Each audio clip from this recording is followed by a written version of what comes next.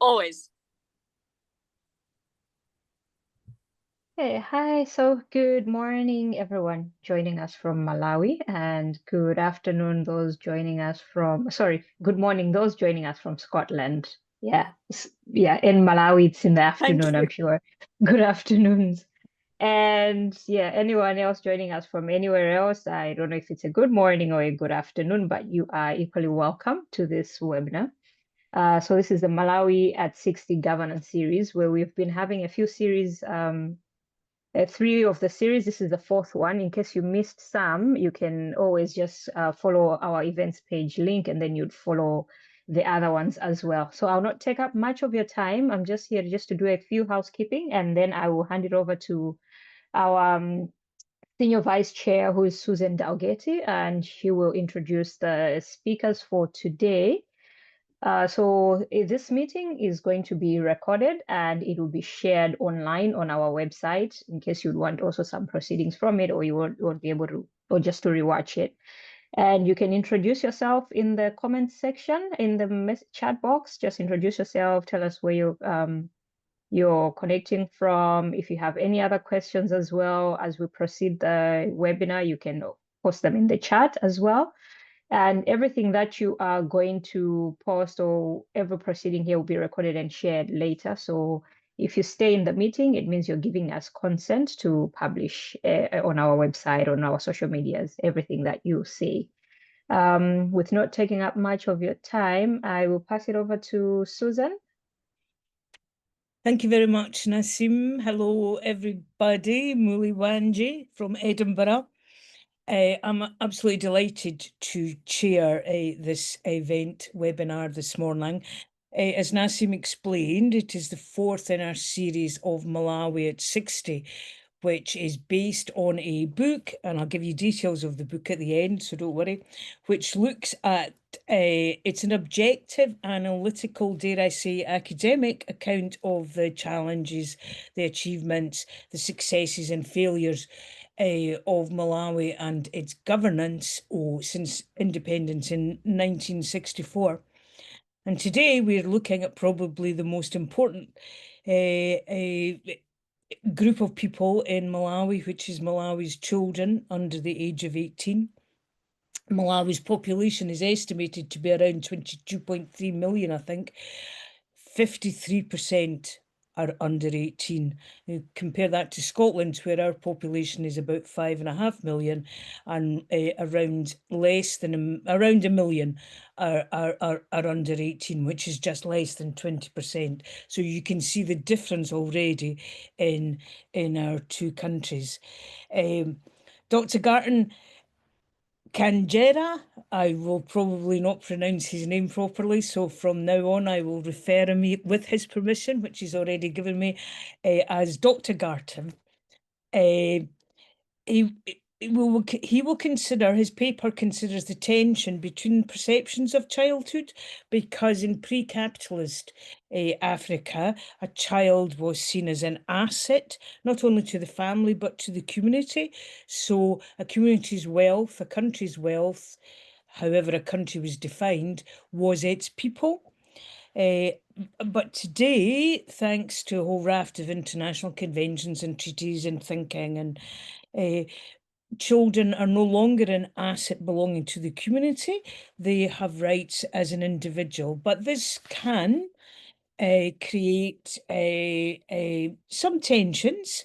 So how do you promote children's individual human rights without eroding your traditional communal values, which are still really important? So that is what Dr. Garton is going to consider today. And then his Dr. Judith, or Jude as we call her, Turbyne, is Chief Executive of Children in Scotland, but also has a long and distinguished career in international development. She will give the response from Scotland. So without any further ado, I don't think there's any other housekeeping or any rules. We will have Dr. Garton, then Jude will respond, and then I'll open it up to a Q&A. So please, Garton, can we hear your presentation? Yeah, So thank you very much. And thank you very much, everyone, for coming and for preparing yourself to hear me speak about this. It will actually be the paper that will be speaking. Ideally, I would have liked the children themselves to give a voice, which is one reason the paper was done in this way. So I'll share my screen so that the PowerPoint presentation can help me deliver the points that I want to make. So I was approached to do a paper on the judiciary because of the people that had come forward for this collection of chapters. There was none on the judiciary. When I accepted, I thought I wouldn't just do it like the way most people would expect, which is basically to talk about the role of the judiciary in politics, how it has performed in governance, how it has upheld the rule of law, those macro things. I thought I would go a little bit macro and try to get some voice that is rarely heard, the voice of the children, which I think has just been noted. It's a very significant proportion in the population of Malawi. The future adults, but also the vulnerable and independent and often sidelined, forgotten, or so many assumptions made about what they want and what they think. So I'm trying to change a slide and somehow there's no movement. So just you can just be patient.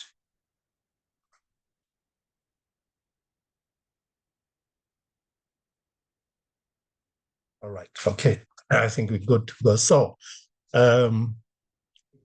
what I'm going to do is, maybe I should just finish speaking a little bit of the introduction, how we got to where the paper is at the moment. So what I did was I thought young people should be involved in the writing of this paper. So I had a group of students who went to collect data to try and get it from the children themselves when the idea of a childhood image was put to them. This is an idea that I'm really taking from a Tanzanian jurist, a man known as Vadalia, who noticed that in Africa, in countries such as Malawi and Tanzania, there were competing images of childhood, and that the image of the child that the Convention on the Rights of the Child upholds is still frail in a country like this. So 60 years since Malawi became independent, 23 years since Malawi ratified the convention, I thought maybe we should check whether that's still the situation in Malawi. So the students went out and they spoke to children in the districts where the students were having their vacation. And they gave me the perceptions of the children. Now, from the perceptions, it appeared the children were saying they preferred the image of childhood based on the Convention on the Rights of the Child, where they are regarded as full human beings with rights and with a potential, rather than the other competing images of childhood, where they are regarded as assets and for girl children, as an object for sexual gratification for men and for reproduction and so on, or where they are regarded as a little adult when you become an adolescent. They preferred the view taken by the Convention on the Rights of the Child. So that was it. And then the paper then starts from there. I used that to now come up with a methodology for the paper. with that as the background. So what I'm going to do is I'm going to introduce the concept that I used, that the paper uses, the approach and the argument, and then we'll get on to look at the answers later on, and then a conclusion. Okay, so with regard to the concept that I used, what I noticed was that it was still not clear regarding how judiciaries or judges should approach matters regarding children. And this is a global kind of position. Even the UN and the United Nations Committee on the Rights of the Child is not really clear on this. And there are various reasons why this was the case. One was that I noticed that there was a conflation of three concepts. A concept called or described as child-friendly justice, or child-friendly justice system, or just child-friendliness. And then the concept of the justice for children, whether this is really how judiciaries should approach it and what they should look at the question of justice for children. And then the other problem that was there was really the question that when it came to justice, justice was often approached formalistically and mechanically, linked to the justice system, and the justice system being reduced to the courts. And the justice system is much wider, including the police and all those that will be dealing with children. I also noticed that there was a problem that the tendencies to look at justice when it comes to children, or when it is about children, was really not addressing the prevention of injustice for children. So I thought maybe Malawi at 60, we should talk about how to produce justice and also how to prevent injustice. So then what I did was just to combine what I thought were the three key concepts in this. And this is the concept of justice for children, and then the Convention on the Rights of the Child, and the looking at this from the perspective of the children. So when I did that, I think Roseanne is here attending this, so she'll be familiar with this. What I noticed was that there wasn't really kind of like a guideline that judiciaries could follow when it came to making sure that you are doing the best for children. But in programming, development programming, there had been in 2003 a common understanding of what it means to actually do a child rights-based programming, to an approach to advance the well-being of children. So if you're looking at this slide, which is basically some kind of the framework that I'm using, it does explain where it is coming from. So on the left, you have what was agreed to be the tenets of an approach that would be focusing on children as holders of rights, not children as objects, or not children as objects of charity or assets or resources. So the first one is that you focus on the objectives of the rights that are agreed or stipulated and the rights themselves. The second is that you advance the principles such as the principle of the best interests of the child in non-discrimination, which relates not to the what, which is the point for the objectives, but it relates to the how, do things. And then the last one relates to another what should be done. And so this would focus on duty bearers and people who should refrain from doing certain things and who should do certain things to make sure that children realize their rights, or their rights are realized. And so in simple terms, I thought this was a question of what should every child have in a normal day? How should every child be treated in a normal day?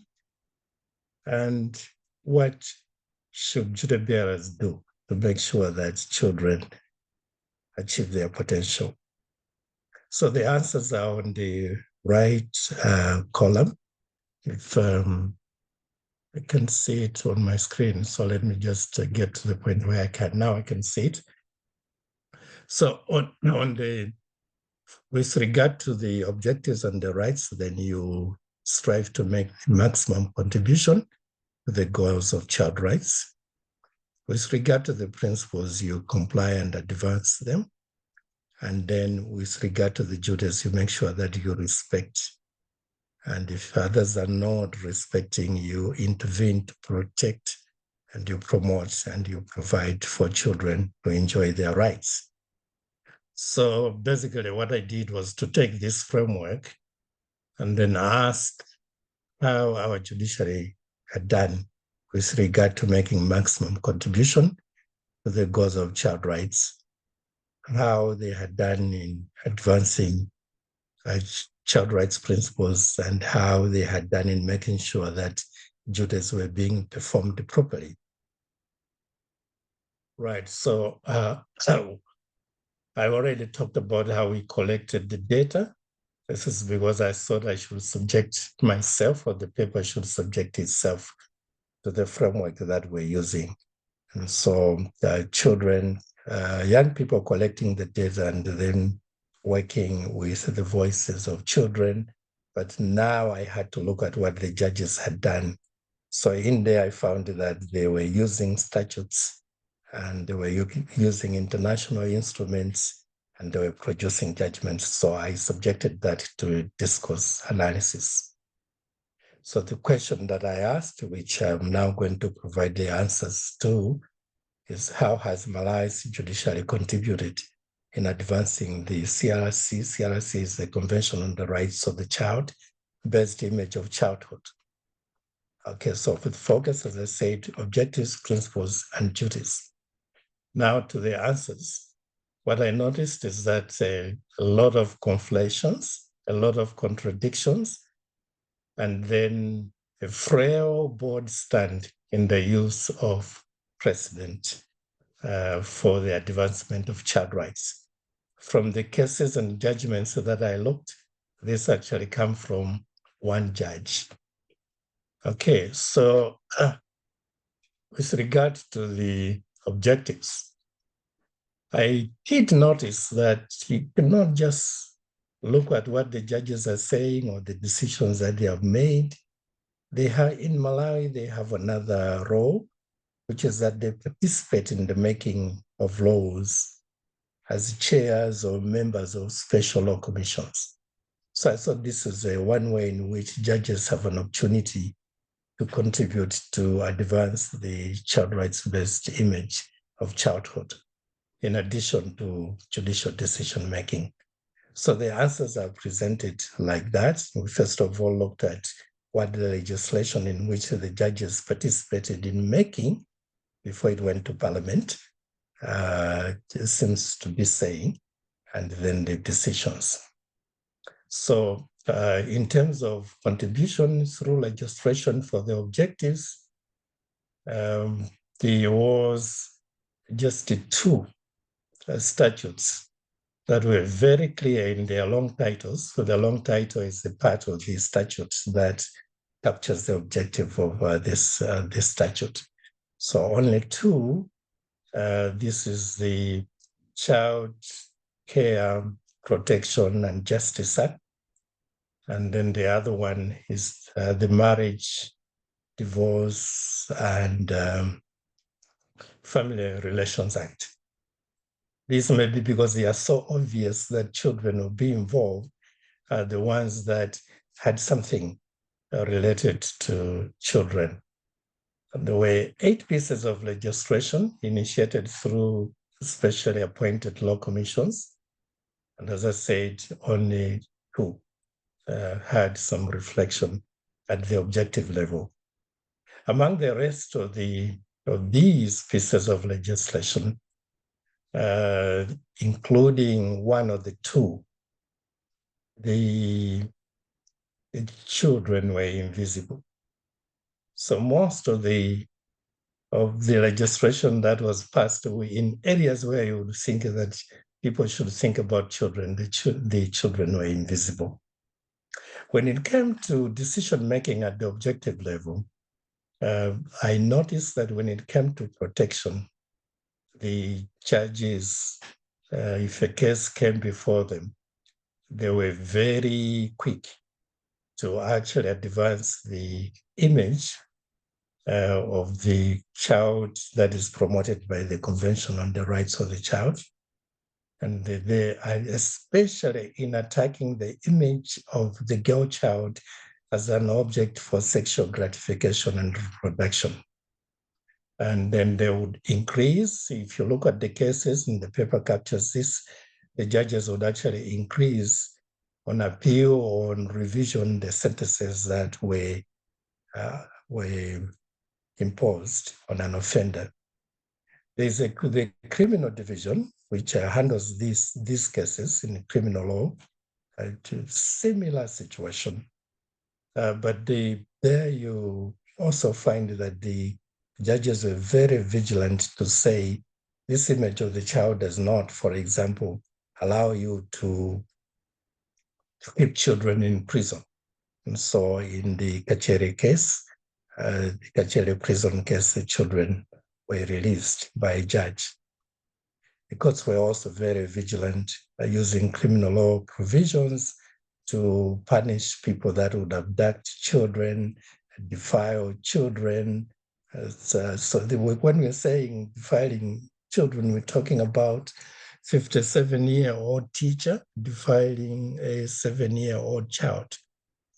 And cases of 47-year-old teacher defiling a 12-year child after harassing 3 of them and telling the other children to go, and then sexually abusing the child that remained. A number of cases like this, and similarly cases of abduction and children being forced to get into marriage after being abducted, and sometimes being forced that they should formalize a marriage by having sex after upon being delivered on abduction.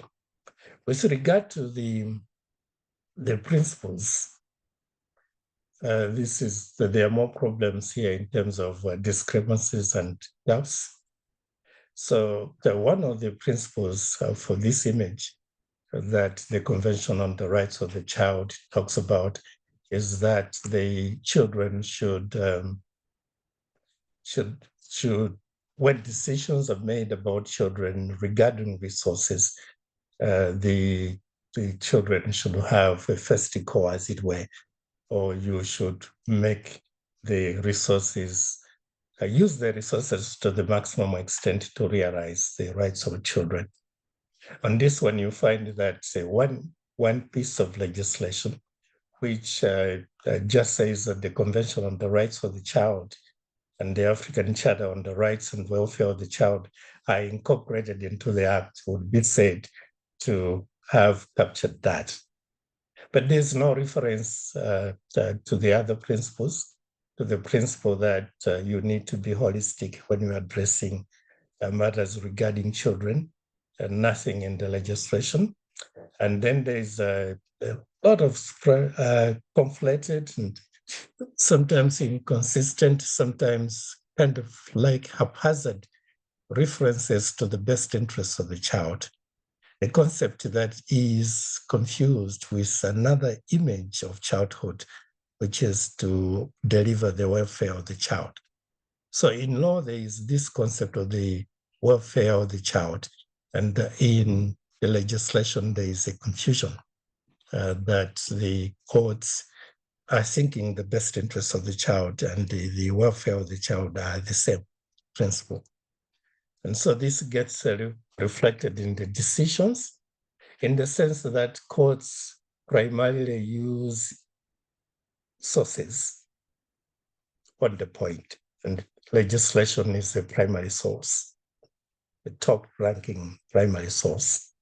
So because the legislation has haphazard references to these principles or confuse references to these principles or no reference at all, you find that the courts also struggle when it comes to making decisions, and they are making decisions that are contradictory, and this is the main reason.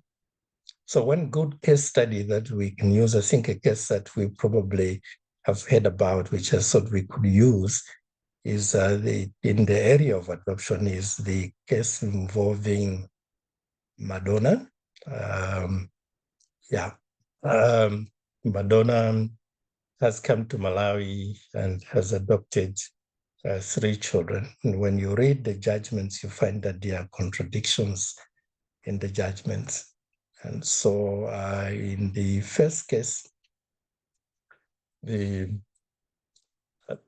adoption was granted. This is inter-country adoption was granted. And the reasoning was that because the mother had died and the family couldn't take care of the child, therefore the welfare or the best interest of the child should look at the material needs of the child, and therefore adoption should be granted. Then Madonna returned to get another child. And another judge said, no, you cannot get this child because inter-country adoption has to be a last resort. And you have not shown that this child cannot receive care within the country. Madonna then appealed. So this is the third judgment, appealed to the Malawi Supreme Court of Appeal. And the Malawi Supreme Court of Appeal said, well, to them, the welfare of the child, looking at the material needs of the child and the best interests of the child, was just a matter of semantics. There was no difference between that.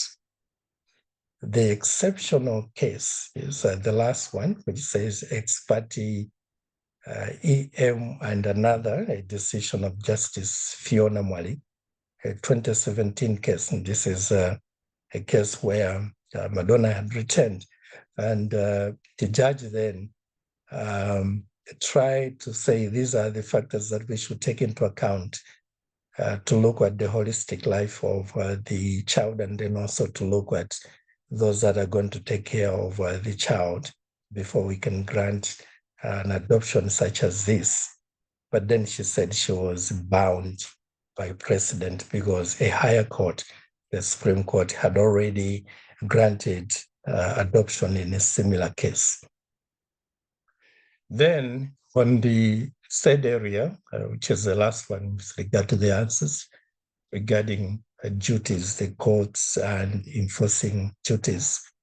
Again, there we notice that with regard to the legislation, since 1994, the statutes that directly refer to child rights, that are on child rights, you actually don't see the pronouncement of duties and articulation of duty bearers and how they should perform their duties, except in one piece of legislation, the one that expressly says that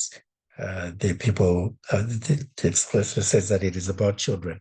So in that one, you do see bodies being created from the national to the community level to carry out duties with regard to children. Other than that, you don't see anything with regard to the legislation, despite that we do have judges participating in the special law commissions that make these rules. And we also notice that the competition between the CRC-based image of childhood and the image of the child as an infantile adult who needs to be disciplined is vivid even in that piece of legislation that I'm talking about. When it comes to the decisions by the courts, we notice the one judge, now the one who had said, I'm bound, and said there's some more cases, intercountry adoption, which is what I thought illustrates this point very clearly, came before her. And in this situation, she looked at whether the person wanting to adopt the child had the capacity to actually fulfill the roles of a responsible parent. And for that reason, she thought that she should use the doctrine of precedent that she had followed before, that the Supreme Court had said, well, you just do it like this. It's just a matter of semantics, and the best interests of the child really just mean, is the child going to move from poverty to a well-off household? And she looked at, she said, you needed to look at the capacity of that person. She used a case that she herself had decided, where she had a long list of the factors that a court should take care of. And then, relying on that, she departed from the decision of the Supreme Court and said that she was not going to grant adoption in this case because she wasn't sure the child would be safe, and that the adoptive parent would actually take good care in the manner that would be in the best interest of the child, and the child would attain fullest potential. So what can we conclude?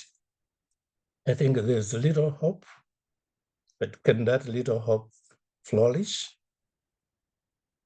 This is my conclusion and maybe the message for the paper.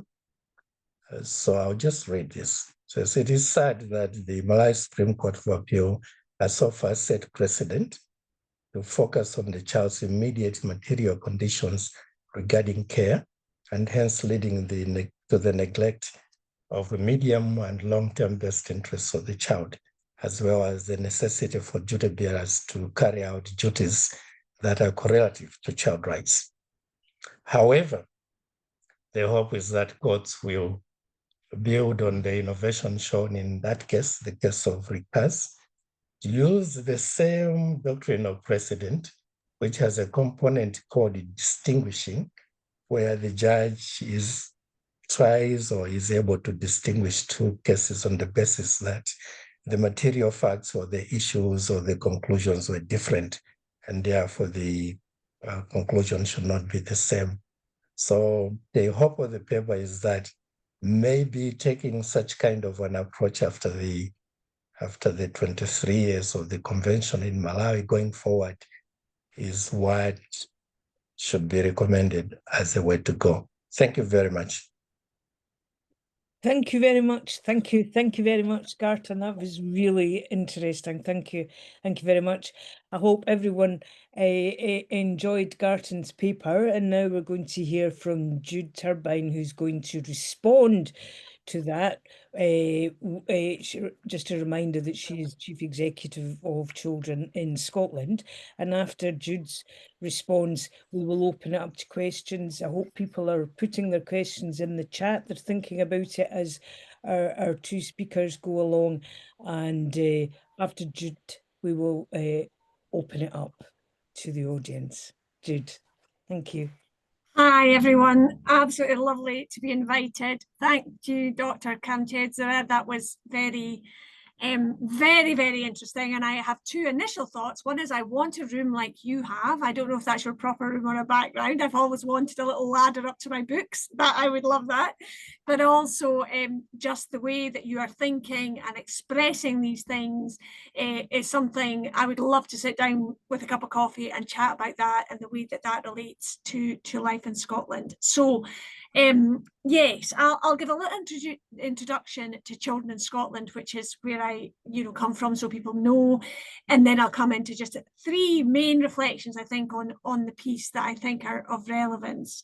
I think that Children in Scotland is a member organisation. We work across the whole of Scotland, very much with children's rights at the heart of everything that we do, and we have, as an organisation, tried to put children's and young people's voices at the very heart of all our work, support other organisations to do that, try to support the big movement that there has been in Scotland over the last many years around children's rights. And for us, one of the fundamental things is if we are going to talk about this, we must do it as well as we possibly can. So I'm speaking from that background. I do also work with the Cora Foundation, which is another organisation in Scotland, and the chair of that, which is also very rights-based, not only working with children. And I think what's interesting, and I think maybe a little bit of background about UNCRC in Scotland, which some people will absolutely know and some people might not know, is that we've been on a long journey in Scotland to actually incorporate UNCRC into Scots law, which makes a difference to the way it's treated on a day-to-day basis. That's been a massive journey. It was incorporated just over a year ago after being put before Parliament 4 years earlier. And one of the challenges is that because Scotland's not entirely independent and we have some reserved matters, it couldn't be 100% incorporated into Scottish law, but the vast majority of it was. And this is relevant because I'm going to come back to this in my reflections. Getting there was very much a national effort in terms of many organisations campaigning on it. It was cross-party support, and even with that, getting that almost full incorporation took a long time. And it's the cultural dimension that I think I might come back to, because I think that's very interesting in terms of what's happening now in Scotland. So I wanted to talk about a few things that I think are very interesting in this, and you talked a lot, Doctor, about that voice of children and young people and how that is important and how that's very patchy in different processes. And I would say that is one of the very difficult things to get right, for it not to be tokenistic, for it not to be something that really is inherent and as at the heart of a process. And there's been a journey, quite a long journey on that throughout Scotland. And there's some very good examples of where it's working quite well in the judicial system, for instance, in the tribunal system. And we're actually directly involved in that. We have a My Rights, My Say piece of work, and we support children's views, and that's bringing children's views straight into that tribunal independently with a supported worker to make that work. And that means you can work with children as young as you like. You can work with children with complex needs, and you just have to have the right methodology. But that is not something that's replicated across the whole of the system. And I think that sort of building on good practice, trying to make sure that we're all trying to challenge when that isn't happening. And I think one of the things that's very important in all of this is making sure that you're closing any feedback loop. If you take it out with the judiciary in sort of less formal processes, consultations are very important in terms of how you create policy, how you actually ultimately create legislation. And if children's and young people's voices are to be included, great, you listen, but you should actively listen, but you should also come back with that feedback loop about what's actually going to happen. One of the things that I think is always interesting is the competition between the individual rights and the collective whole. And so you can't do everything that every single child wants, but what you can do is make sure that anybody who's been involved in your process understands why you've taken the decisions you want to take. So getting that voice into the system, I think, is very important. We are partially through that process. I think it's tricky. I think it's difficult. I think it needs a lot of investment, and it needs really a lot of skilled work to make it really work well. So that was the first thing I want to reflect back on. The second thing, and I think this is more because I'm not a lawyer, I've never been a lawyer, I probably would have made a very bad lawyer, I'm not going down to that detailed level, but I think one of the very interesting things for me to always reflect on is that the judiciary is part of a much wider system. And you have to, in a way, look at that whole system. If you want the judiciary to have the view of the child as a rights bearer, that has to be something that the whole system is doing, is working on, is trying to progress. And that cultural journey, I think, is quite a long one. I mean, I go back to being in school, which now was quite some time ago, and I was frequently belted for being for talking, actually, not for doing very much else, but I did talk a lot. And with the Equal Protection Act, the Equal Protection Assault Act that came in Scotland, you saw a very vast change the way that children were treated within schools. But that journey has been a massively long one. And I think there's one thing about that kind of that legal, we've got the rights in court, we've got the UNCRC incorporated, that's fantastic. But actually that journey to really understand what that means at all levels in society is very important. And you need your other bits of the system to be working on that, to be giving the right guidance, to be understanding what that means. You need to be organizations who are very much working in that space, to be reaching out, to be constructively critical when it's not happening, when it's not working. And I think that is something that is very important in that space. So that your judiciary is being informed by that wider system, and is being impacted by that wider system, and is being informed by that wider system. And while I think in Scotland we are on an interesting trajectory with that, I would say that there's lots of bits of our society that do not necessarily hold with the notion that children are rights bearers in that sense. So there's a lot of work to be done, and we should all see this as a collaborative effort across the whole system to make that happen. And one of the things I wanted to throw in, just because I think it's interesting and it's something that I'm thinking about a lot, talking about the view of the child as a rights bearer, but you also really sort of focused in on that children as it's being seen as sexual objects, and I think one of the interesting things that's happening in our society, and it's happening globally actually, particularly through social media, is seeing is that actually reinforcement of young girls and young women as sexual objects, and that being mutually reinforced by peer groups through social media and so on and so forth, through instant access to pornography online and so on. And so there's a real thing there that we need to be thinking about. There's one thing to have an image that we want to see in our society, but if it's not reflected in these very powerful tools, then we're sort of undermining that as well. So I just wanted to throw that in, just because I've been thinking about that a lot. And then I finally wanted to, because I want to make sure we have plenty of time for questions, but there was something you talked about, that preventative space. And in Scotland at the moment, we have massive conversations about that. We had a commission many years ago called the Christie Commission, which said, if you really want to uphold rights across the country, you really need to invest in prevention. You really need to make sure that children are prevented from getting into harm. You really need to support them in that space. And we haven't made a massive amount of progress. At the moment, we feel we've got a bit of a lack of resources to invest in that, but there's a very live conversation now about supporting what's called whole family support, but supporting families when they need it at the earliest possible stage, so that doesn't happen. And I think that is something that as a society is very important. Putting your resource in that preventative space, I think, really helps with a lot of the downstream stuff. It doesn't mean you won't ever have any children who are affected by crime who come up at courts, or who are criminal, you know, who are involved in violence and so on, but it does help, does significantly help the children's potential as they go along.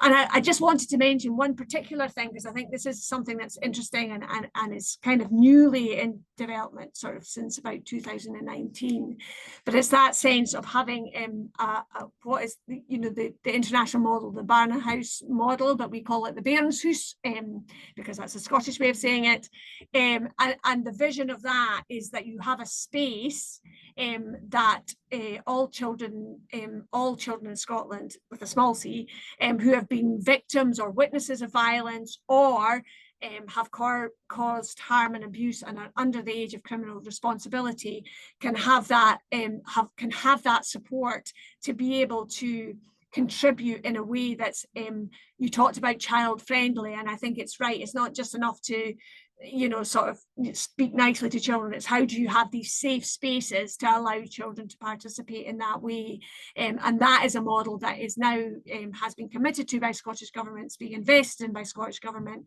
Takes a lot of time, takes a lot of effort, takes a lot of energy, but is something that, again, you're then supporting the children who are probably most vulnerable, many of the children who are currently furthest from their rights, who have the most difficulty in getting their rights fulfilled. And I think that is something that is very interesting. And finally, just a very quick mention of the promise.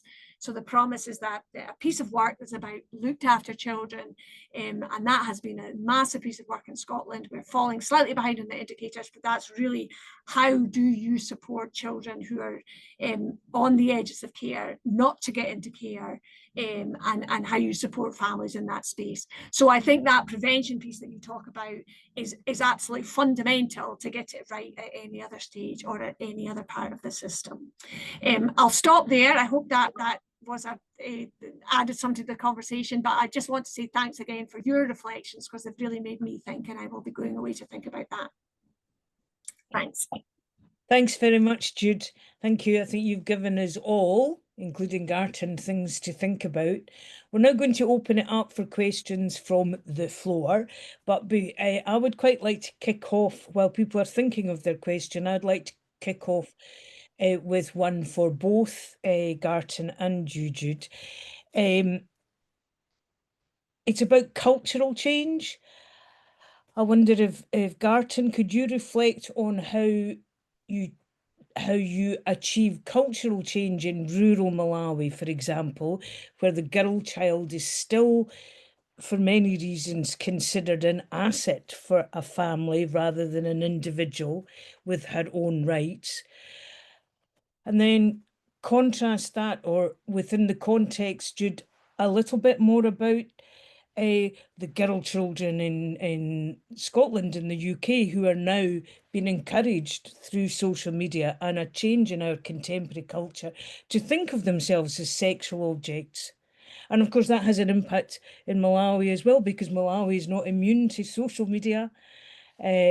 So as children get more rights, and judiciaries across whether Scotland or Malawi start to support children and children's rights, our culture is either not moving forward or is changing. So I just wonder, Garton, if you could reflect on Malawi, and then I'll bring Jude in.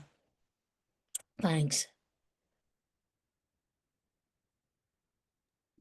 All right, thank you. I think Malawi is quite complex in this regard, because I use two concepts that makes it complex in terms of achieving cultural change to advance the best interest of children.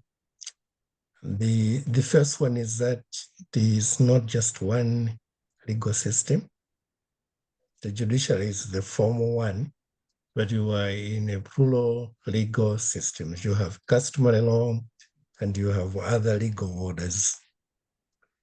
And the second concept is that within that context, then you have interlegality, that the two sets of orders keep on interacting and trying to overpower each other. So it is this legal system where the judiciary belongs that appears to want to advance the CRC-based image of childhood. But I think it would be wrong to say then that the other legal orders, particularly customary law, because it does some of these things like you abduct a child and then you say, have sex with this adult, you formalize a marriage. And this child is so saying that you're going to do that, you would say it's customary law, you want to formalize something that has happened. But it's maybe the language. When you look at the objectives and the principles, they are quite common. So the research that the students helped me do was not really using the language of rights.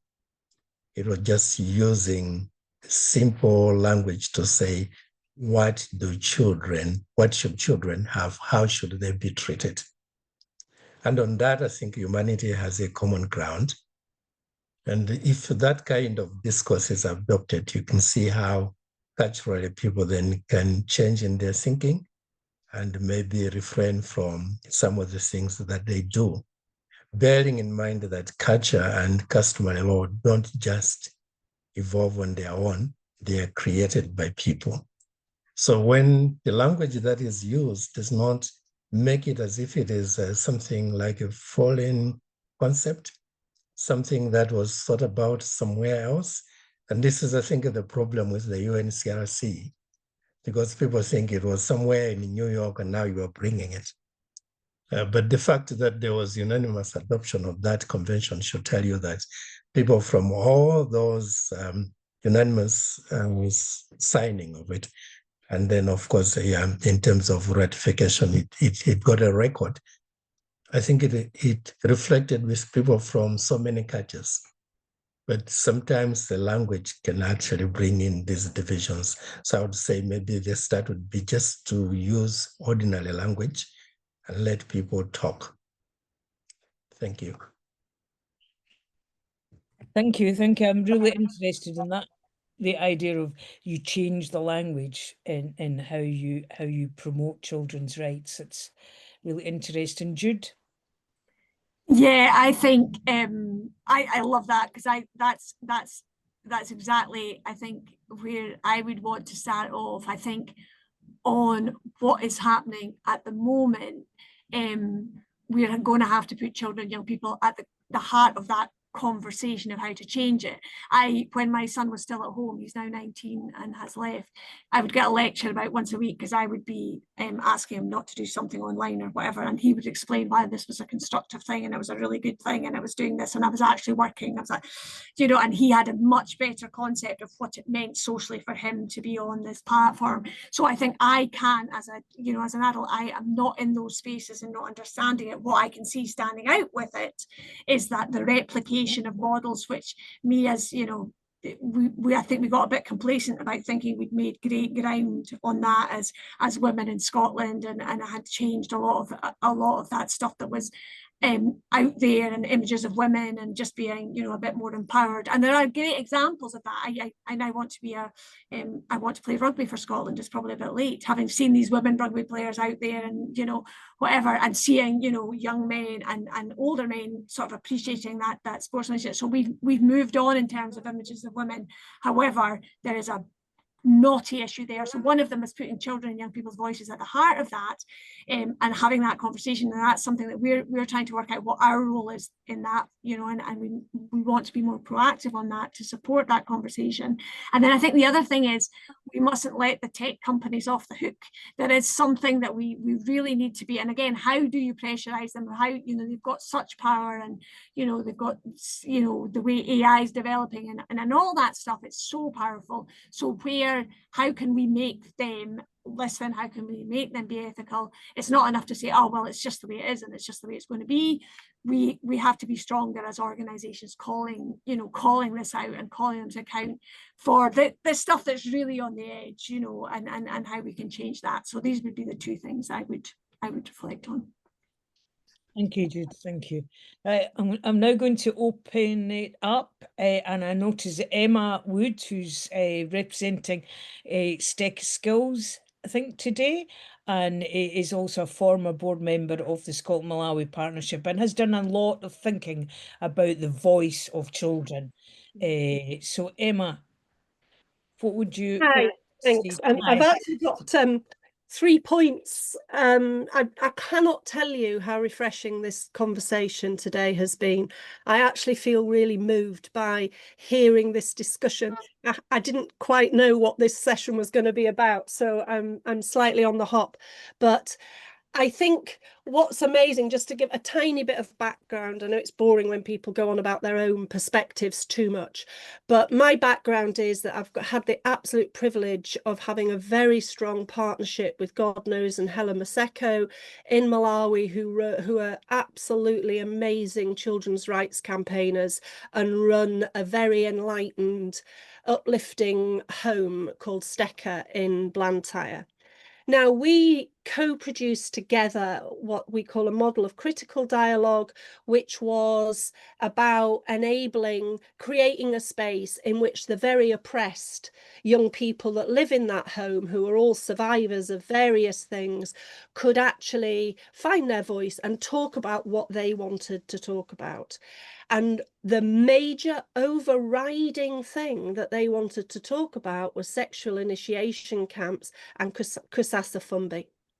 Now, I had never heard about this before. I have now known about it for 6 years. We've made a film about it. We're getting those voices out there. But I can tell you, nobody wants to talk about it, including the legislators. I've raised it with various opportunities I've had that have been facilitated by the Scotland-Malawi Partnership, and it's all denied. Oh, that doesn't happen anymore. So to hear you speaking out about sexual abuse and child abuse, which God Knows and Helen know is widespread, is fantastic. So I think I also feel, though, this cultural change. So sorry, my first point is, how can we then get the international community, who often want to talk about Malawi as the warm heart of Africa to donors and create rather a beautiful image of Malawi, which isn't true, which is true. There's so many positive aspects. I mean, one of the things I've thought about is engaging young people and trying to get organisations in Scotland, particular donors, to say, we will not give money unless you sign something that says you won't allow kusasa fumbi to happen in your communities. But I don't know whether that's a good idea or whether that looks like sort of white saviorism, and I don't know. So I would love, first of all, just to hear Garton's view, and Judith's, of course, on what could be happening around that. Okay, thank you, Emma. Sexual abuse, the sexual abuse of children, which I have to say is probably more endemic in Scotland than we will admit to ourselves. This is not unusual, sadly, to Malawi, but it is a live, continuing issue. Garton, would you like to maybe touch a little on how the judiciary approaches traditional practices with young girls, and what change has happened culturally and what more needs to be done in your view? And then Jude, perhaps if you would want to come in and talk a little bit about how we tackle the issue in Scotland, because it is an issue here too, sadly. Yeah. I'll say something a bit conventional about this. So if you take a case like that to the judiciary, as I was saying, if there is a lower court decision, the judiciary is likely to increase the sentence. because they'll say this shouldn't happen. But the sentence is against the individual. But the individual is an agent of a culture, a group of people. So when you are taking that case, you're actually putting the people on trial. And the fact that you've sent one person to prison does not mean that you've dealt with that problem. But how do you get to the problem then when you were talking about the initiation ceremonies, and some of these are secret societies, secret legal orders, and where you will need passwords, you need to be a member, you need to get there to understand what is happening. So it's kind of like it's closer at that stage, and you find that the culture is not changing. So the unconventional thing that I'm going to say is that sometimes when this is done, when somebody is arrested and tried, and when maybe we are doing advocacy against some of those institutions that go on in our communities, we fail to appreciate the social function that the institution is serving. If that social function is appreciated, and you are not aiming to eradicate it, but to find a better way of achieving the same social function, then you make some headway. But if you take a kind of like a vigilant kind of approach, there will be resistance. Yeah. Sorry, I'll just add, I have nothing, there are no white faces in our campaign at all about Kusasa Fumbi. It's totally Malawian led. But I agree that if people are livelihoods are based on organising these initiation camps, there needs to be another economic intervention to replace that. Great point. Thank you. Thank you, Emma. Jude? Yeah, I mean, yes, sadly, the abuse of children goes on. And I think there's three different elements I say. First of all, of course, we know that a lot of that happens within families in Scotland, and that is probably the more difficult place to get at that. And I think that is just, and let's face it, culturally, I would say that we're very kind of like, that's absolutely, it should never happen. You know, there's been quite a cultural shift in that direction, but it hasn't really, it doesn't get to all parts. It's not like Carlsberg or whatever. No, what was it? I can't remember the beer. Carlsberg. So there's something about carrying on, like we should never be complacent in that area. But also I think that very often the signs of problems in the family can be identified quite early, and that whole family support piece, if we could get it right, wouldn't necessarily make it a thing of the past, but it would catch up more cases that are out there. Because if families were showing signs of difficulty, then you would get that external support, and hopefully that would be identified. So that's not a panacea, but I think that, you know, because I sometimes talk about, oh, you help whole family support, get that right, everything will be great. I know that's not true, but I also know that it would make a difference. And then I think the third dimension to actually physical sexual abuse is around, there is like organised crime around sexual abuse of children at the moment, and that's probably the one where it's extremely difficult to tackle. It needs a lot of political will, and there's a little bit of a challenge at the moment because there's been some work done on what some of the criminal gangs look like, but there isn't just one type of gang that's doing this, but there has been a little bit of challenge around that. But that is something that we just can't shy away from. We just have to go, this is happening. What are we going to do about it? How are we going to do that? Because actually that should be easier. You should be able to identify when there's an organised thing going on. And I suppose that takes me on to my final point, which is back to that online space, because I think a lot of the abuse that's happening is happening on the online space. And I know from personal experience, I know 2 children, and that's like very anecdotal, of my my group, you know, you know, we're not furthest from our rights in terms of the people, most of the people that I, you know in my close family and so on, to children who have been groomed online.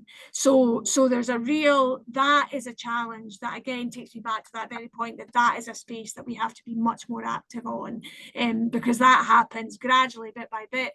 And children who you would think would never get involved in that somehow get groomed to do things that they wouldn't normally do, and it's filmed and it's there forever, etc., etc. So I know, absolutely awful. So there's a cheery note, but I mean, I think the thing is, it's been something that's been in societies forever, right? So don't shy away from that. You know, child sexual abuse has happened, and then try to identify where the key places are and then work on them. And we do have some things that we can do and should be doing at the moment. Can I just make one more tiny point? Sorry, don't want to dominate, but God Knows and Helen, with the support of our charity, have developed a parenting institute. We've got the building ready, etc., etc., to tackle this whole family support and intervention. And I just wondered if the two speakers or anyone else in here would want to put into the chat any references that could be followed up as we go to develop that curriculum and that approach. Thank you, Emma. That sounds like a really interesting and worthwhile. Hello. Is it okay if I can add what Emma have said?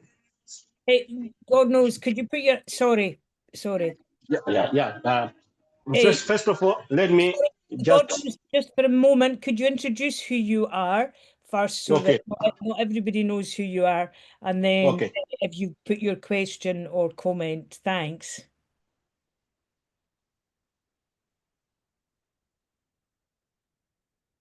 Oh, you're muted, Chad. No, yeah. God knows. No, yeah, yes. Do you hear me? Yes. Okay. My name is God Knows Maseko. I'm here in Malawi, particularly in Blantyre district, which is southern part of Malawi. I'm the director of an organization which is called Step Kids Awareness. In short, we just call it STECA.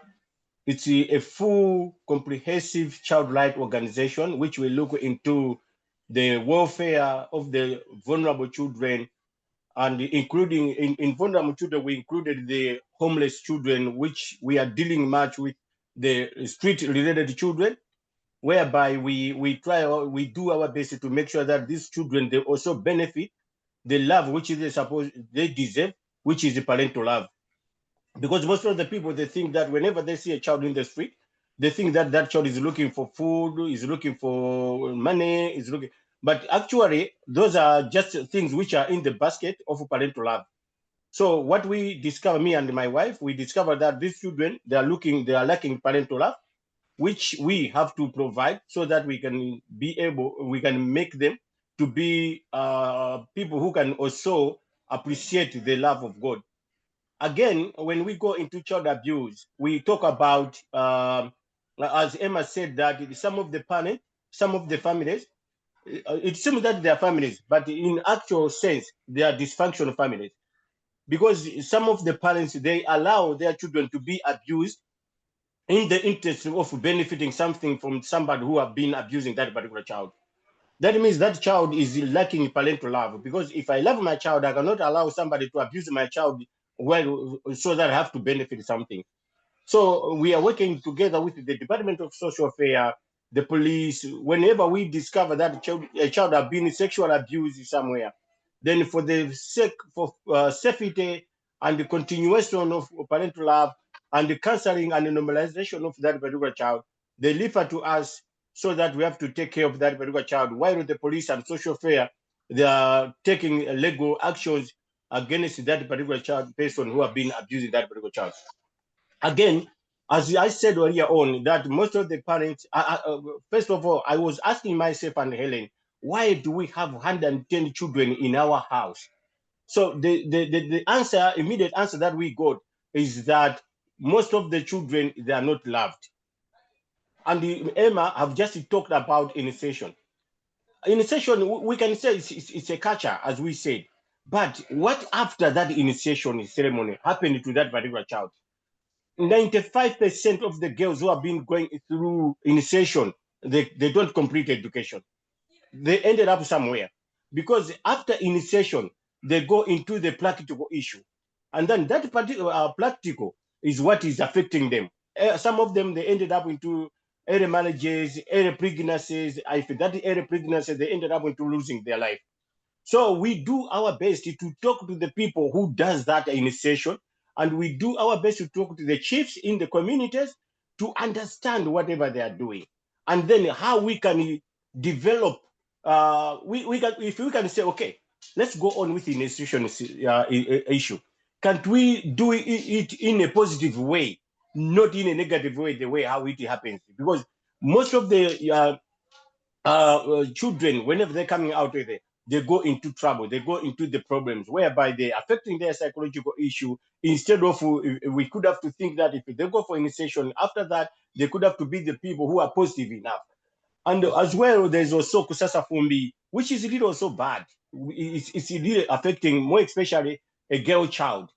So as a staker, we are there. We said we will make sure that we protect any child who is going through abuse, and we're going to prevent any child to go into the abuse. So as we said, we are raising awareness to make sure that people have to understand about initiation, the effects of initiation system. And then we have to also going in another way around to seek for legal opinion, how best we can do it there, so that at least a girl child have to be protected. Even the boys, most of the boys who are going. Absolutely. I'm sorry to interrupt, God knows, but I think you've raised a very important point about how you speak to the chiefs and how that fits in with wider legal and changes in Malawi. I would like to bring in Barry Klassen, who has actually got a question specifically on that, how you manage the tension between customary law and the legal system. So, Barry, do you want to add anything before I call on Garton and Judith? No. Thanks, Susan. I'd just like to thank the speakers for the really interesting and frank discussion that we've had this morning on this really important subject matter. I mean, I'm an emergency medicine doctor in Scotland who works helping develop emergency medicine in Malawi. And I know of the work Professor Elizabeth Molyneux did when she was Professor of Child Health in Blantyre, in linking in cases of childhood sexual abuse, of linking, the police and the legal system very closely in with the hospital to sort of help manage these cases. We've heard today quite a bit about the conflict and the tensions between customary law and the legal system. I'd love to know what Dr. Garton and Jude see as the way forward for this. Garton. All right. So Barry, I think the first thing I would like to say is, as you're referring to the customary law as law, it is a legal system. And the one aspect that it has is that it is extremely resilient, because it is the lived law for the people. So if you go back to 1902, when we brought in the formal legal system, you find that it has resisted all this. It can adapt. But to answer your question, I think the two systems interact. We need to allow them to talk to each other rather than get one system replace another. So it's some kind of like a third way that amalgamates the two systems is maybe something that is going to work, not one that tries to replace the other. And that, I think that requires a lot of facilitating the two systems to talk. It means that the people involved in those systems need to talk. And if they have common objectives, it is easier to change. The fact is that they are seeing the two systems as different when the two systems are interacting, and customary law has changed a lot. It has adapted a lot to respond to what is happening from the other system, but maybe not fast enough. I think if we were aware of what is happening and try to facilitate it, maybe change would emerge. Thank you, Garton. Thank you. And as you said at the very start of your presentation and how you had framed your presentation, the voices of the children and the young people were absolutely essential, whether it's customary law or you know, the more formal judiciary. Jude, do you have anything to add? Well, I certainly wouldn't want to, you know, like, I'm not an expert on that area. I think what I always think, however, that if you have systems that have worked on, particularly systems that will have lasted for hundreds of years, then the only way of doing it is, as you say, to get the systems to talk to each other, but also that that cultural thing. So if we do, as Garton said, if you get the language right and you talk to children and young people, they will mostly be talking about wanting their rights to be fulfilled. And if that becomes the common parlance, and we can create a cultural wave, which I think is what is happening in Scotland at the moment, then that starts to influence all the systems it touches. So that would be my comment. Thank you. Thank you. Thank you, everybody. I'm going to give one last call to anyone who hasn't already contributed. If you've got something that you would like to say or a question for our two speakers.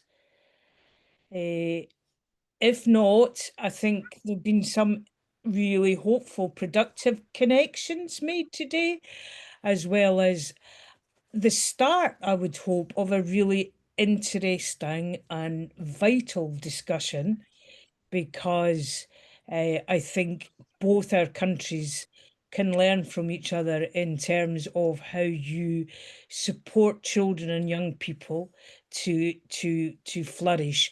We each have our different challenges, and those challenges are being made even more difficult, I think, both in Malawi and in Scotland, with social media, with artificial intelligence, with the change, the technological changes that are happening across the globe.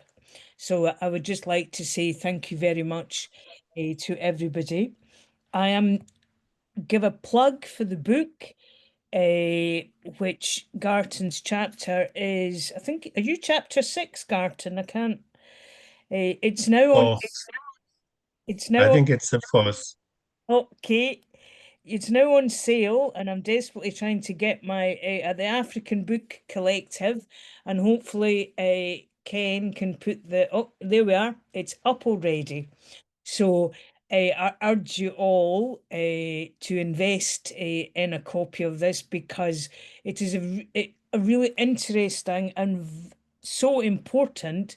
It's Malawians looking at the challenges and the opportunities of the last 60 years and go forward as we move forward together. I would just like to say one more thing before I hand over to Linda Dembo, who is the Chief Executive of our sister organisation, the Malawi-Scotland Partnership. And that is, I just want to say that how Malawi should, everybody in Malawi, from the judiciary down to the election tellers to the people who voted, you know, another example of how Malawi has been able to, after only, you know, multi-party democracy has only been since 1994, and Malawi has had another peaceful set of tripartite elections. And The Economist made Malawi Country of the Year, I think, in 2020. And I know Malawi has its economic challenges, really severe economic challenges, which we should never downplay. But as far as democracy is concerned, then Malawi is a shining example, not just for the rest of the region, but across the world. So, Linda, could I now ask you to close, I think? Thank you so much, Susan. A word of thanks. Yeah, good to see all the familiar faces on this call. And thank you to Susan for chairing this important session with such clarity and warmth.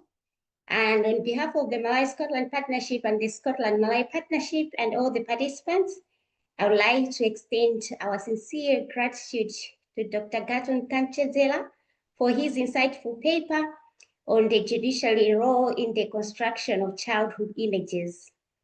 Your reflections on how Malawi judiciary has engaged with the CRC-based image of childhood and the challenges posed by comparing images in registration and precedent have given us much to reflect on.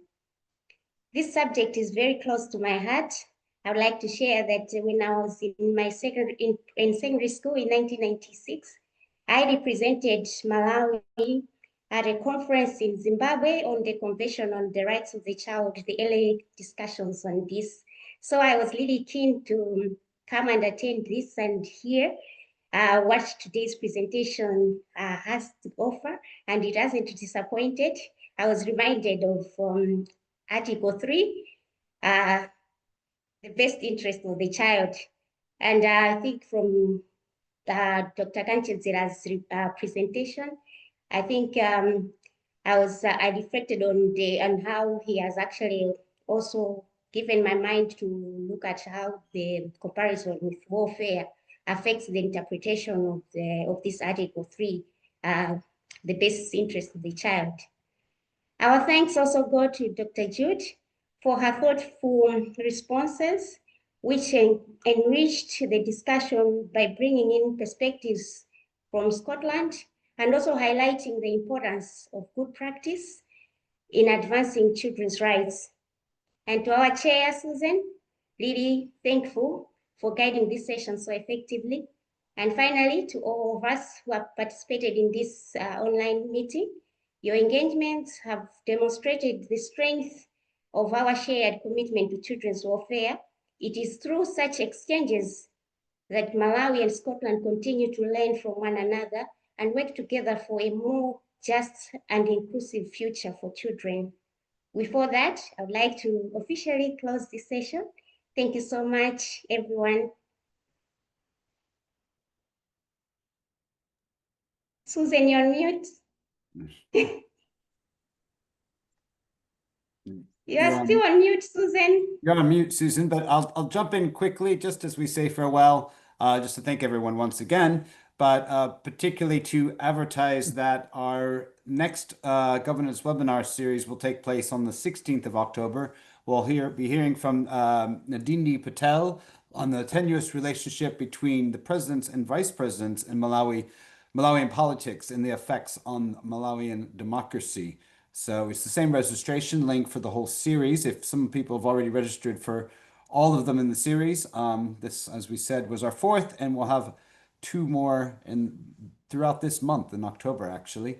Also, just a couple other events to share, and I'm going to quickly, if I can, oops, I'm losing my.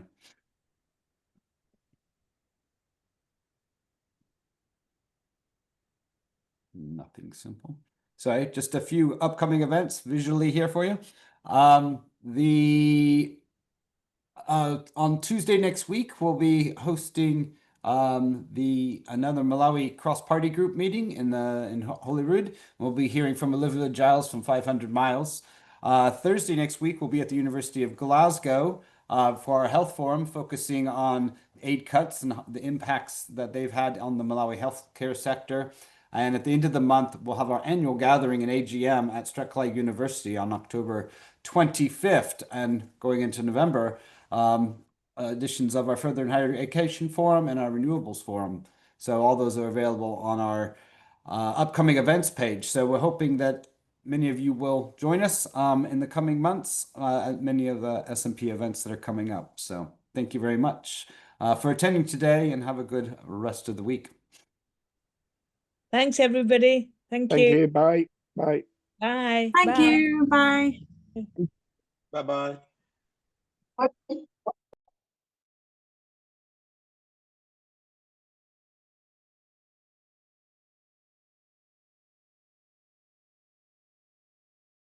So you made it right at the end there, Ken.